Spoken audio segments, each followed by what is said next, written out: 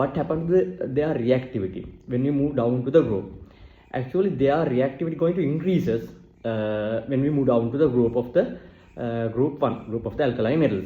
It means that lithium react with water, it not produce much heat, it generally react in normal way with the water. But when it comes to sodium, it reacts more vigorously compared to the lithium with water. Potassium, it reacts more vigorously. It produces a flame, it produces lilac color, purple lilac color flame.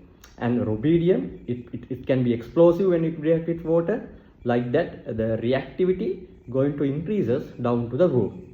So how that their reactivity increases?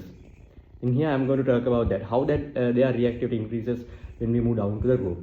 We know when we move down to the group from lithium to francium, their reactivity, when we move down to the group from lithium to francium, the atomic radius is going to increases.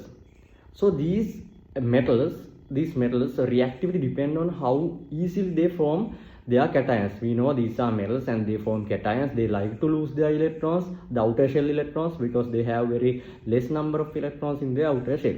So it means they are really like to lose their outer shell electrons, their valence electron. So these metals reactivity depend on how easily they lose their outer shell electrons. When we move down to the group, their atomic radius increases. It means the distance between the nucleus to the outer electron shell going to increases. So when the distance between the nucleus to outer electron shell increases, the attraction between the outer shell electrons to the nucleus going to weak, because that attraction, when the distance increases, the attraction forces become less. So it means that outer shell electrons can be easily lost. The outer shell electrons can be easily lost.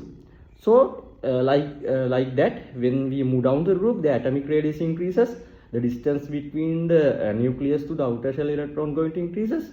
It means the outer shell electron and the nucleus attraction forces become less. It means that the outer shell electron can be easily lost. It means when we move down the group, their reactivity increases.